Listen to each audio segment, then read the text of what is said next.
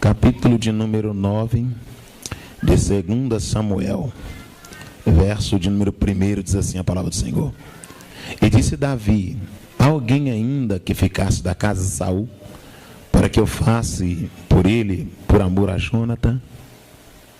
E havia um servo na casa de Saul, cujo nome era Ziba, e chamaram que viesse a Davi. E disse-lhe o rei: és tu Ziba? E ele disse: eu sou, o teu servo. Disse o rei: não há alguém da casa de Saul, para que eu use com ele de benevolência a Deus? Então disse Ziba ao rei: ainda há um filho de Jonatã, aleijado de ambos os pés. E disse-lhe o rei: onde está? E disse Ziba ao rei: eis que está na casa de Maquim, filho de Amiel, em Lodebar. Então mandou o rei Davi que o tomassem da casa de Maquim e o trouxesse de Lodebar. Senhor, te louvamos pela tua palavra, te adoramos. Podemos assentar, meus irmãos, em nome de Jesus. Irmãos, Deus deu a Davi a oportunidade de assentar-se no trono de Israel para substituir Saul. Davi substitui Saul no reino. Davi, ele não tinha sangue nobre, ele não fazia parte do sistema monárquico, ele não tinha direito ao governo, mas Deus deu a Davi esta oportunidade de assumir o trono e de governar Israel.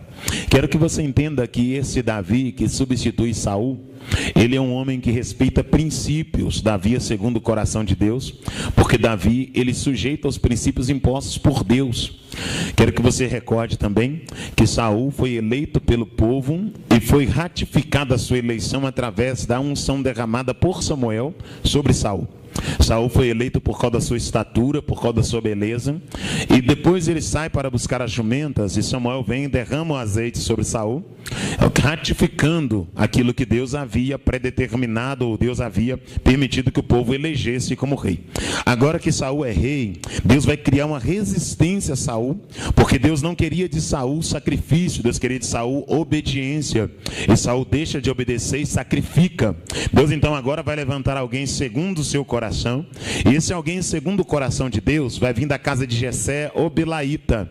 Jessé que tinha filhos, e entre os filhos de Jessé havia 3 filhos que faziam parte do exército de Saul, a saber, Eliabe, Abinadab e Samá. Já a espada, sabia usar um escudo, uma funda e uma lança, e também um broquel, e eles fizeram parte do exército de Saul.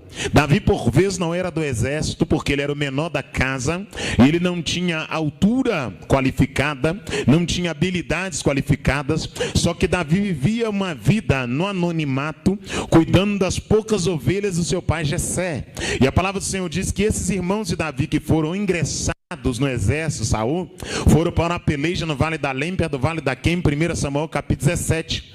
E quando chegaram nesta peleja, um gigante chamado Golias, durante 39 dias desafiou os hebreus, e ninguém quis lutar contra Golias por causa do seu tamanho e por causa do seu histórico como guerreiro. A palavra do Senhor diz que chega no 39º dia, Jessé sente falta dos seus filhos e manda Davi até o vale. Davi então pega uma vasilha com pão e queijo e vai até o vale para poder levar pão para os seus irmãos e queijo para Saul, e para trazer notícia da guerra. E quando Davi chega naquele vale, por um acaso levando uma marmita, Davi vai ver Golias, e a Bíblia diz que Davi então vai se prontificar a enfrentar Golias. Davi enfrenta Golias, e a Bíblia diz que agora Davi recebe Mical por esposa, Saul por sogro, Jonatã por cunhado, e agora Davi sai da casa de Jessé e vai morar no palácio. Davi entra no vale anônimo e sai do vale famoso. Davi entra no vale solteiro e sai do vale casado. Davi entra no vale sem nome e sai do vale com nome. Davi entra no vale endividado e sai do vale pagando dívida. Davi entra no vale morando em uma casa emprestada e sai do vale direto para o palácio. Então o fato de Davi aceitar o desafio lhe proporcionou uma evolução. Então toda pessoa que aceita desafio e que enfrenta as dificuldades, ela evolui. Davi vai evoluir e vai ser introduzido no palácio e é candidato ao trono. Por vez, Saul está sentado E nós entendemos que logo após Saul, Jonatas seria aquele que assentaria. E após Jonatas seria Davi. Então, por fato de Davi ter casado com Mical, Davi é cunhado de Jonatas. Só que agora nós percebemos que Davi vai para a peleja e mata mais soldados que Saul. E o nome de Davi entra na boca do povo. Davi entra em evidência, vou pregar. Davi entra em destaque. E esse destaque que Davi alcança através da sua habilidade com a espada, matando inimigos, faz com que Saul comece a ter ciúmes de Davi. E esse ciúmes de Saul é um ciúme traumático. E como é que funciona o ciúme traumático? Se eu não posso ser você, eu mato você. Se eu não posso ter o que você tem, eu acabo com teu nome para tentar tirar você da evidência. E Saul agora, porque ele não tem a capacidade de Davi, não tem a habilidade de Davi e não tem a proteção divina que Davi tem, Saul agora começa a perseguir Davi. E quando Saul está perseguindo Davi, Jonatas percebe que a ira de Saul é grande. E certa feita Saul preparou um banquete. Vem comigo, por favor. E quando ele prepara esse banquete, ele coloca a cadeira de Davi próximo a uma parede. E a Bíblia diz que ele prepara uma lança com um dardo inflamado. E o propósito de Saul era matar Davi. E a Bíblia diz que no primeiro dia, Davi não comparece e o semblante de Saul está diferente. Jonatas percebe que Saul está com um semblante diferente. E Saul diz: onde está Davi? Jonatas diz: Saul, Davi está se preparando. No segundo dia, o argumento é o mesmo. No terceiro dia, Davi já estava escondido atrás da pedra por orientação de Jonatas. Jonatas diz: Davi foi banquetear com seus pais. Saul joga a lança contra Jonatas e diz para Jonatas: porventura, filho de mulher rebelde, você quer que Davi reine em teu lugar? Jonatas sai, joga 3 flechas para Davi e diz: as flechas estão para lá de ti, foge, porque meu pai quer te matar. Davi então começa a fugir de Saul para poder sobreviver. E nessa fuga de Davi, existe na alma de Jonatas uma aliança, um anelo, uma amizade, uma empatia, um carinho muito grande por Davi. Jonatas livra Davi da lança do seu pai Saul. E agora Davi tem a oportunidade de matar Saul na caverna e não mata Saul. Davi livra Saul da morte, porque Davi entende que quem tem promessa não precisa matar ninguém para assumir aquilo que Deus prometeu. Quem tem promessa não derruba o outro para conquistar aquilo que deseja. Quem tem promessa não difama alguém para chegar onde quer. Davi tem essa mentalidade, essa metodologia, essa forma de trabalhar diante de Deus. E a Bíblia diz que chega uma ocasião que Saul e Jonatas morrem. E quando Jonatas e Saul morrem, a Bíblia diz que Davi assume o trono. Quando Davi assume o trono, uma das primeiras coisas que ele vai fazer é trazer a arca da aliança de volta. Dentro da arca da aliança tinha os pães da propiciação, a vara de Arão e as tábuas da lei. A arca simbolizava a presença de Deus entronizada entre os querubins.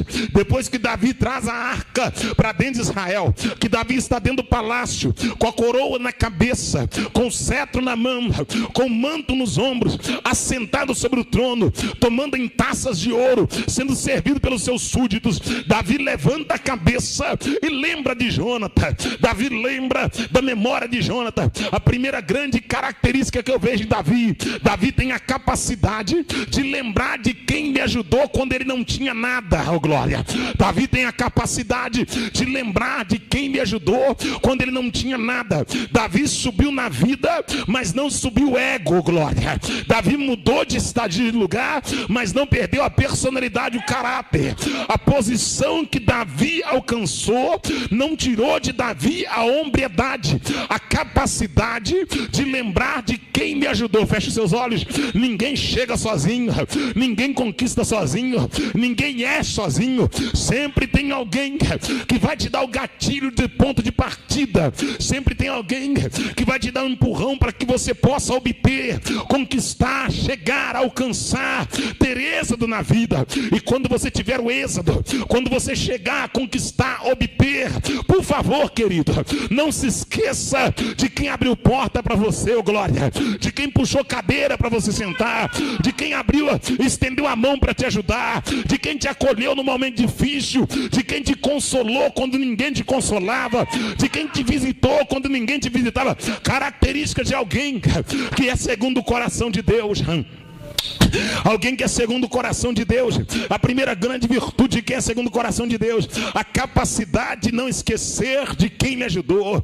Hombridade, humildade para lembrar do seu passado de outrora, do seu tempo antigo, e recordar de quem lhe abriu caminhos para poder chegar. Davi agora está sentado no trono, e quando está sentado no trono, pós-morte de Saul, pós-morte de Jonathan, já casado com Mical, já com a coroa na cabeça, já com cetro na mão, já com um manto nas costas, dentro do palácio, oh glória, Davi levanta a cabeça e diz: tem alguém da casa de Saul, oh glória, para que eu possa honrar por amor a Jonathan. Deixa eu repetir para você aqui o verso primeiro. Davi diz: tem alguém da casa de Saul, para que eu possa honrar por amor a Jonathan. A casa é de Saul, mas o amor é a Jonathan, oh glória.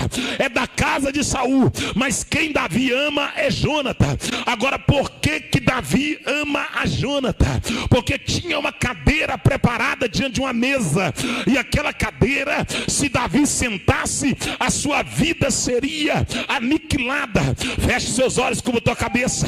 Tem cadeiras que Deus não te deixa sentar, porque Ele sabe que acabaria contigo, glória. Tem reuniões que Deus não te deixa participar, porque Ele sabe que você perderia tudo se você entrasse. Eu quero que você entenda: tem alguns grupos que Deus não te deixa entrar nele, algumas pessoas que Deus não deixa comungar com elas, andar com elas, associar com elas, comer com elas. Não é porque você é ruim, é porque o propósito delas é ruim.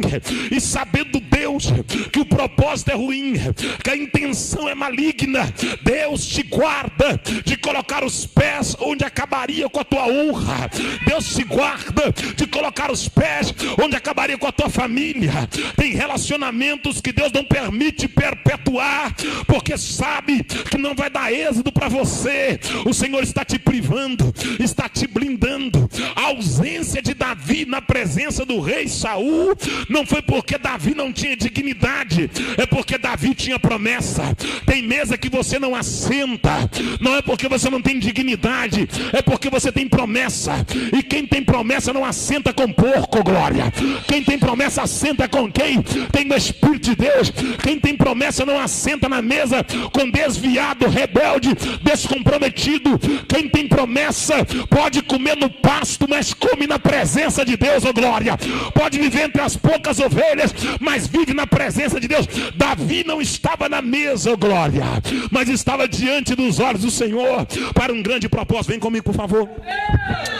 Quando esse Davi está dentro do palácio, ele diz: tem alguém, oh glória, tem alguém da casa de Saul. Eu vou ler o texto e vou finalizar.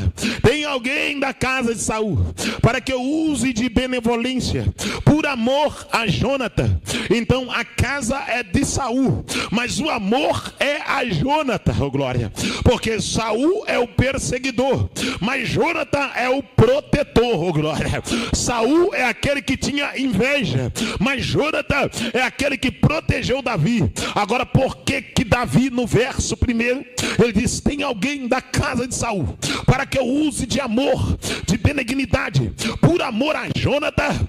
E no verso de número 2, Davi vai chegar Davi, um sujeito chamado Ziba. A Bíblia diz que havia um servo da casa de Saul, cujo nome era Ziba, aleluia, e chamaram que viesse a Davi, e disse-lhe o rei: és tu Ziba?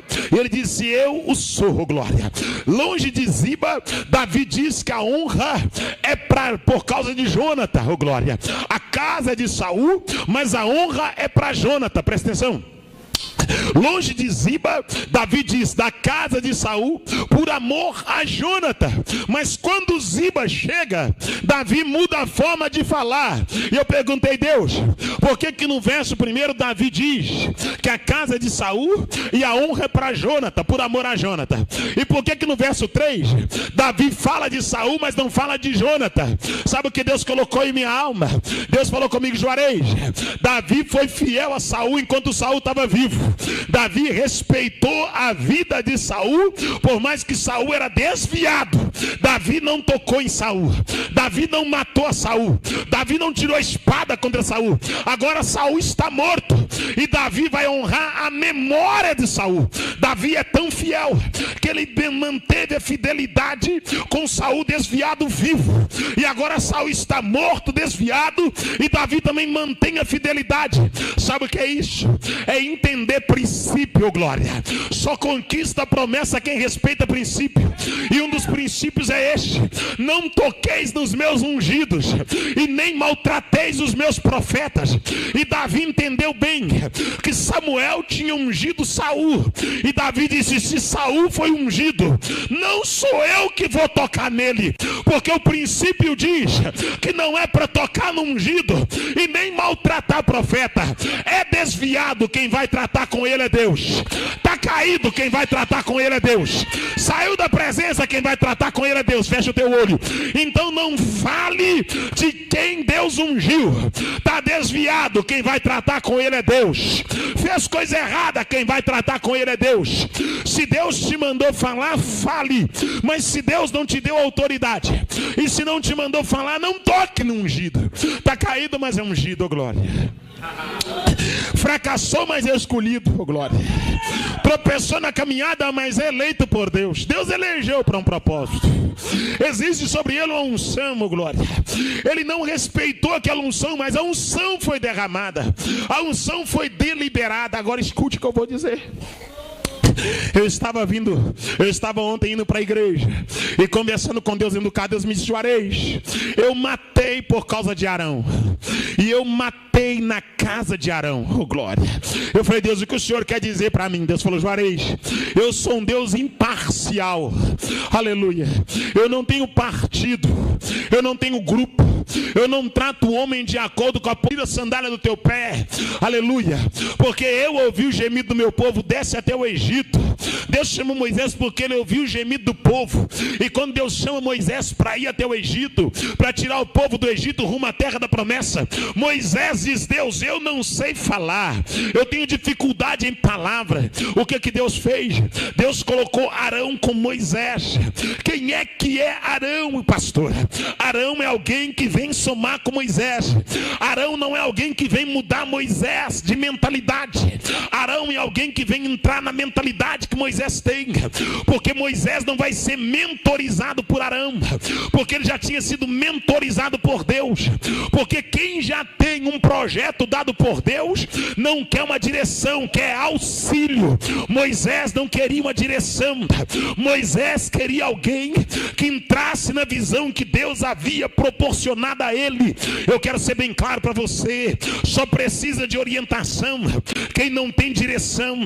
Quem já tem direção não quer orientação. Caleb entra na vida de Josué.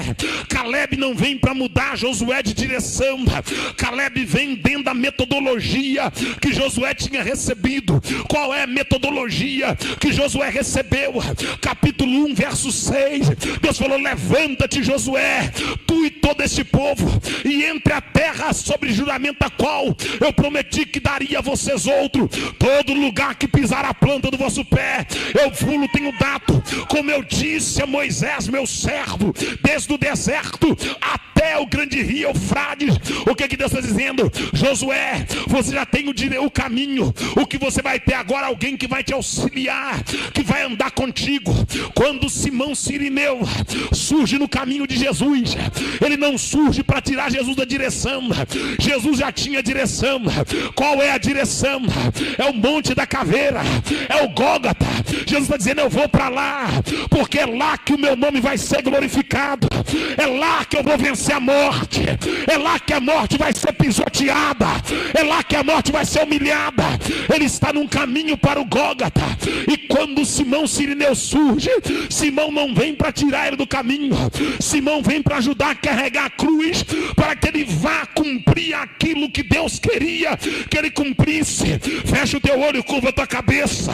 Eu quero profetizar que nessa quarta-feira, que Deus vai colocar na tua vida alguém que vai te ajudar a prosseguir no caminho que Deus quer, para você consumar aquilo que Deus tem para a tua vida. Aleluia. Você não precisa de uma mentoria para ter uma direção, você já tem a direção.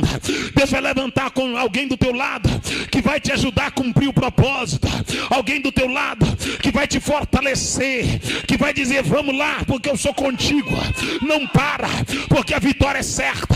Parece que eu posso ver, irmão, parece que eu posso ver Neemias em cima do andaime, em uma mão a colher de pedreiro, na outra mão a espada. Parece que eu posso ver Sambalate e Tobias chegando debaixo do andaime dizendo: para com isso, desce daí. Parece que eu posso ver Neemias metendo argamassa com uma mão e com a boca olhando e dizendo: eu não vou descer, oh glória, porque eu estou numa grande obra, aleluia. Eu não vou parar, porque eu sei para que ele me chamou, por que ele me chamou e o que eu tenho que fazer para cumprir o chamado que ele tem para minha vida. Se você tem chamado, não abra mão dele. Se Deus te fez uma promessa, não abra mão dela. Por mais que alguém está te pressionando, tentando te parar, mudar a tua rota, te tirar da direção, eu quero declarar que essa noite, que bondade e misericórdia te seguirão todos os dias da tua vida. Eu quero declarar que essa noite, que Deuteronômios 28 cumprirá sobre a tua vida, que por um caminho virão contra ti, mas por 7 caminhos fugirão da tua presença. Tu vai até onde Deus mandou e cumprirás aquilo que Deus determinou para a glória do nome dele. Davi está dentro do palácio, aleluia. Ziba comparece diante de Davi. Saul já é morto, Jonathan é morto, Davi já trouxe a arca, já é rei, já tem uma estrutura, já tem os seus valentes, aleluia. E agora ele lembra, dentro do palácio, ele lembrou de Jonathan. Ele falou: opa, eu não estou aqui porque eu sou bom, eu estou aqui porque alguém me ajudou. Meu Deus! Você está entendendo? Eu não estou aqui somente porque eu tenho uma promessa. Eu estou aqui porque alguém me protegeu, porque alguém me ajudou, porque alguém colocou o corpo na frente da lança que era para me matar, oh glória, oh glória. Porque alguém aplacou a ira que seria derramada contra mim, oh glória. Porque alguém se disponibilizou a ser humilhado na mesa para que eu não morresse, oh glória. Feche seus olhos. Eu quero declarar aqui que Deus trará à tua memória aquela pessoa que lutou por você, pelo teu casamento, pela tua família, que lutou pela tua vida, que orou por você. E se você não tiver nada na terra para oferecer, tu vai dobrar o joelho perante os céus para agradecer a Deus por aquela vida. Eu quero declarar em nome de Jesus Cristo que o espírito de longanimidade pousa sobre a tua vida, o equilíbrio emocional, que você terá equilíbrio a ponto de clamar a Deus para que Ele possa estender as mãos sobre aqueles que um dia estendeu as mãos para ti. Ninguém chega sozinho, ninguém chega sozinho, oh glória. Davi dentro do palácio lembrou que alguém intercedeu por ele. Outra coisa que é tremenda aqui, a estrutura não mudou Davi. O fato de estar dentro do palácio não tirou de Davi a humildade. O fato de estar com a coroa na cabeça não tirou de Davi a humildade. O fato de ter um cetro, ter um manto, não tirou de Davi a humildade. Então o que define o homem não é o lugar que ele está, é o comportamento que ele tem. O que define um homem não é o lugar que ele está, é o comportamento que ele tem. Davi está dentro de um lugar de honra, mas o peito não está cheio de orgulho. Ele não se tornou orgulhoso. Davi disse: tem alguém da casa de Saul para que eu possa honrar por amor a Jonathan? Aí trouxeram Ziba. E quando Ziba chega, Davi diz: tu és Ziba? Ele diz: sim, o teu servo. Olha a pergunta de Davi no verso 3. No verso 3. Disse-lhe o rei: não há ainda alguém da casa de Saul para que eu use com ele de benevolência de Deus? Aleluia. Interrogação. Davi não falou de Jonathan para Ziba. Davi só falou de Saul. Porque Jonathan não era, porque Davi não falou para Ziba de Jonathan, só falou de Saul. Porque Ziba não era servo de Jonathan, Ziba era servo de Saul. E Davi não queria denegrir a memória de Saul para Ziba. Davi não queria destruir a memória de Saul para Ziba. Davi não queria acabar com a memória de Saul. Saul está morto. Davi podia ter pisado, podia ter dito: não é por causa de Saul, é por causa de Jonathan. Eu quero alguém aqui por causa de Jonathan. Só que quem tem temor de Deus não chuta quem está caído. Feche os seus olhos. Quem tem temor de Deus não pisa em quem está no vale. Quem tem temor de Deus não chuta quem está fracassado, ó glória. Quem tem temor de Deus entendeu, ó glória, que Deus não o levantou na terra para humilhar quem está caído, mas sim para restaurar quem está tombado, ó glória. Quem tem temor de Deus tem cuidado para tratar com quem está caído. Por mais que Saul esteja morto, por mais que ele esteja morto, Davi agora tem esse cuidado. E esse cuidado fica para mim como uma coisa muito preciosa, porque o Espírito de Deus me traz à memória aquela visão metafísica do profeta Ezequiel no vale de ossos secos, capítulo 37, quando Ezequiel diz que veio sobre ele a mão do Senhor, o Senhor o levou em espírito e o colocou no meio de um vale que estava cheio de ossos sequíssimos. Os ossos eram sequíssimos, e é claro no texto diz assim: e o Senhor me fez andar ao redor deles, e eles estavam sobre a superfície do vale. Ezequiel diz que ele andou ao redor, ele não pisou nos ossos, ele andou ao redor dos ossos que estavam caídos no vale, estavam misturados, sequíssimos, abandonados dentro do vale, e Deus não deixou o profeta pisar. O profeta andou ao redor, e andar ao redor aqui é observar o estado e não julgar o estado momentâneo dos ossos que estão dentro do vale. Ponto que Ezequiel não julga, que Deus pergunta: porventura poderão reviver esses ossos? E o profeta diz: Senhor, o Senhor é quem sabe se poderão reviver ou não, ô glória. Sabe o que Ezequiel está dizendo? Estão jogados, estão secos, estão misturados, estão esquecidos no vale, mas quem sabe da segunda glória é o Senhor, aleluia. Quem sabe se pode reviver ou não é o Senhor. Deus quer dar para a igreja brasileira o espírito do bom samaritano. Não é meu parente, não tem nada a ver comigo, está caído no caminho, eu vou levar para a enfermaria, eu vou colocar remédio, eu quero ver de pé, eu quero ver curado, eu quero ver restaurado, eu quero que a alegria dele seja a minha alegria, que o vigor dele seja o meu vigor, eu quero ver ele de novo e de pé glorificando, exaltando. E eu quero declarar que o ano de 2024 é o ano que Deus vai fazer voltar para casa quem estava longe, vai colocar de pé quem estava caído, vai purificar quem estava imundo, oh glória, vai restaurar quem estava fracassado. Eu quero declarar que o ano de 2024 é o ano que o filho pródigo levanta a cabeça dentro do chiqueiro e diz: eu volto para casa do pai, porque lá tem pão, lá tem proteção, lá tem calor do pai e música na casa para a glória de Deus. E disse o rei: não há alguém da casa de Saul para que eu use com ele de beneficência. Aí vem meu filho 7 e diz: ainda há um filho de Jonathan, aleijado de ambos os pés. Aleijado de ambos os pés. Você percebe que a deficiência entra em evidência? A deficiência sobressai a árvore genealógica. Ele é filho de Jonatas, mas ele é aleijado de ambos os pés. Para você entender, não podia comparecer diante do rei alguém que tivesse a mão mirrada, fosse coxo, entristecido, com hemorragia, leproso, ou quaisquer tipo de enfermidade ou tristeza.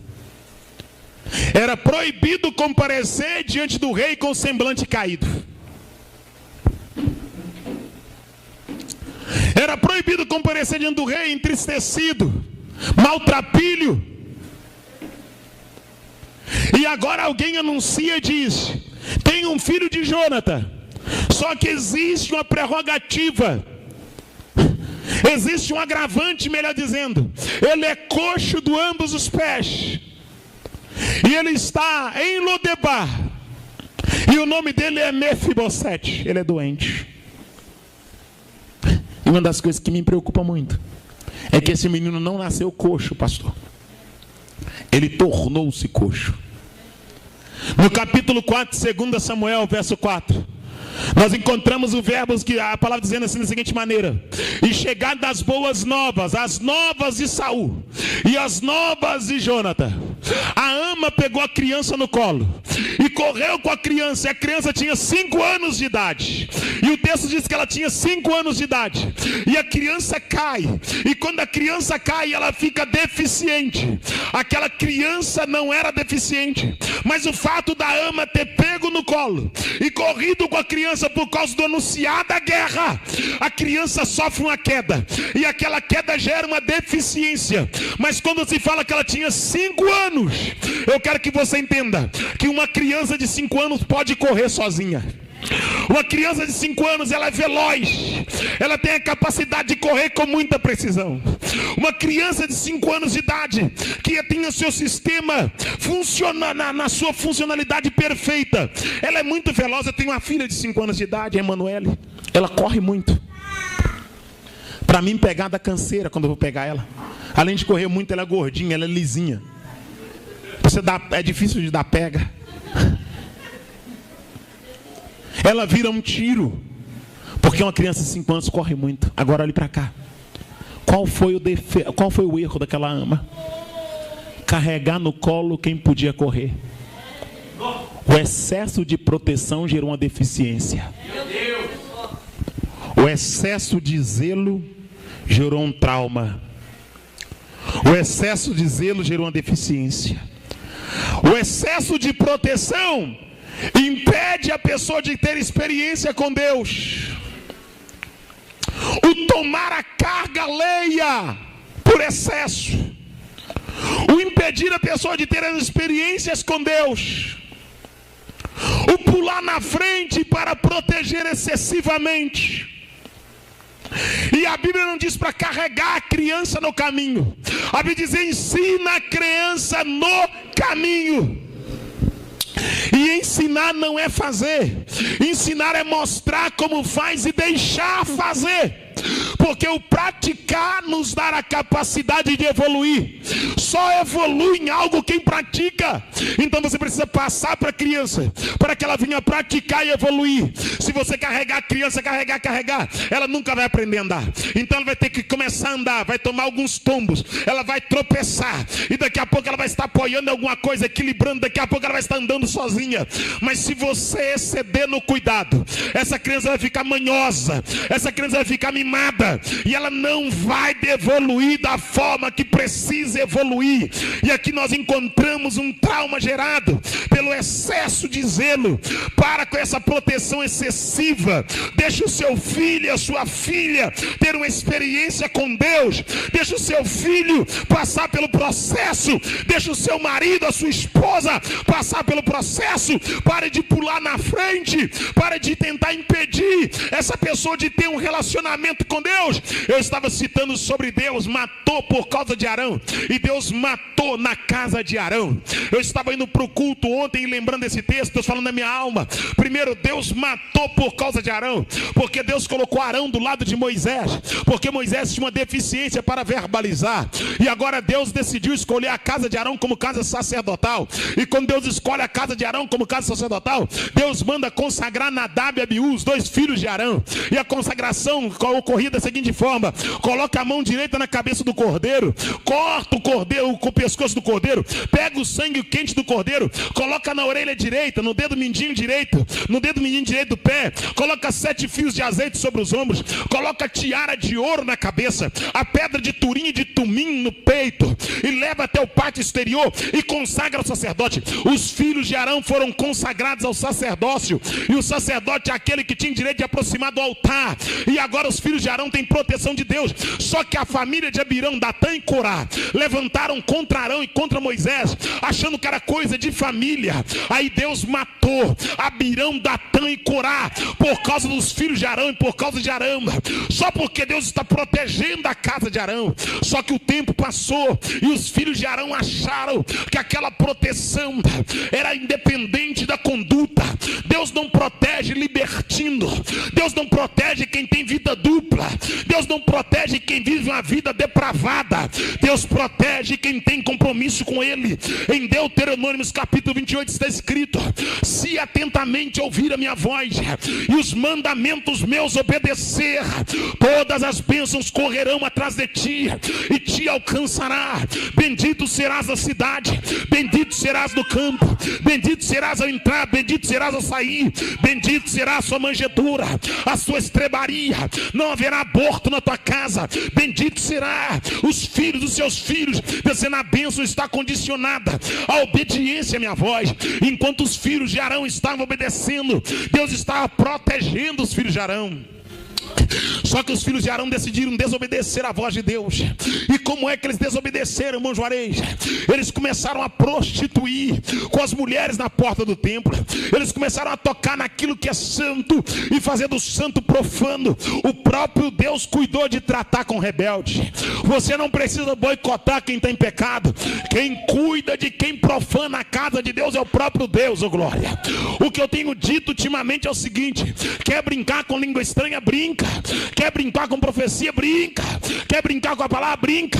Mas aguarde uma coisa: pode fazer a conta, mas daqui a pouco o boleto chega, ô glória. E quando o boleto chegar, tem que pagar, ô glória, porque Ele é Senhor e é justo. A Bíblia vai dizer que Deus então vai baixar a glória no arraial, porque os filhos de Arão que receberam a proteção lá atrás, Deus matou Abirão, Datã e Corá por causa dos filhos de Arão. Aqueles que foram protegidos lá atrás, agora estão usando da prerrogativa eclesiástica para poder pecar contra Deus, ô glória. Estão usando da prerrogativa eclesiástica para poder pecar contra Deus. Estão usando da unção para poder pecar. Feche os seus olhos. Estão usando da autoridade espiritual. Está usando da prerrogativa.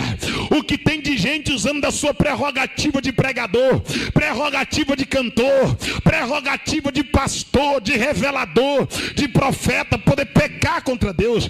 Está usando da prerrogativa para poder usurpar, para poder extorquir, para poder enganar, para poder lubridiar. Só que eu não condeno, eu sou uma voz que grita.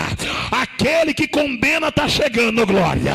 Aquele que condena está vindo aí, ó glória. Eu não sou alguém que sentencia, eu sou uma voz que grita. Aquele que traz a sentença na mão está vindo aí, ó glória. Ele tem uma balança na mão, ó glória, e a balança dele não aceita suborno. Ele não é justiça, ele não tem justiça. Ele é a justiça, ó glória. Ele é a justiça. Escute aqui com seus olhos fechados. O Supremo muda, ó glória. O Senado muda. Os governantes mudam. Criam-se lei, muda-se lei, abre-se lei, ó glória. Cria-se artigo, cria-se inciso, acha-se brecha na lei, mas a palavra de Deus não muda. A palavra é santa, a palavra é verdadeira, a palavra é eterna. O juízo de Deus virá sobre a humanidade. O juízo de Deus virá sobre os homens, homens valentes, corajosos, para viver uma vida dissoluta, uma vida de pecado, uma vida errante. Eu não vou finalizar sem gritar isso aqui. Homens corajosos para viver uma vida confrontando a santidade de Deus, pervertendo o caminho da verdade, brincando com aquilo que é santo. O juiz está para se manifestar. Aquele que não aceita suborno vai surgir nas nuvens. Aquele que é grande virá nos altos céus, montado em um cavalo branco, com as vestes salpicadas de sangue, sobre o manto na coxa estará escrito Rei dos Reis e Senhor dos Senhores, e diante dele todo joelho se dobrará e toda língua confessará que ele é Senhor.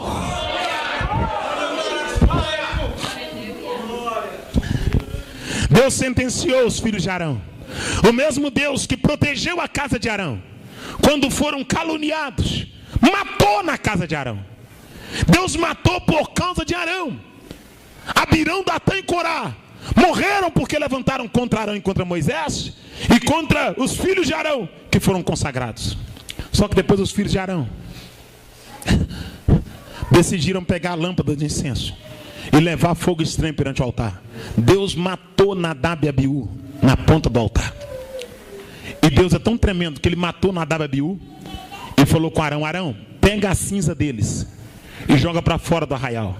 E Deus falou mais: não chora, não guarda luto, não raspa a barba e não fique sem comer pão, porque todo o arraial saberá que eu sou santo e que a minha santidade não será profanada. Sabe o que Deus está dizendo aqui? Eu não tenho filhos prediletos. Eu não bajulo ninguém. Ou você acha que Deus só vai julgar o traficante? Deus vai julgar o traficante, mas vai julgar o falso profeta. Ou você acha que Deus só vai julgar o bêbado? Deus vai julgar o bêbado e vai julgar o falso pastor. Ou você acha que o inferno só é para lésbica? O inferno é para lésbica, mas é para o fornicário que está na igreja, mas está em adultério. Ou você acha que Deus tem balança que fica titubeando? Que a balança de Deus aceita suborno? Feche seus olhos. Ou você acha que o fato de ter uma religião pode te livrar da ira de Deus? Deus está além da religião. Deus está acima de uma credencial. Deus está acima de uma denominação. Deus está procurando um povo santo, zeloso de boas obras e que guarda a palavra dele com temor e santidade. Aleluia. A criança agora, ela tem uma deficiência, porque alguém tentou proteger demais e tentou carregar no colo o menino que podia andar, que podia correr. E quando esse menino cai, ele fica coxo dos pés. E dali ele é mandado para Lodebar, a cidade do esquecimento. Feche seus olhos. Esquecido pelos homens, mas na memória de Deus. Excluído da sociedade, mas na agenda da eternidade.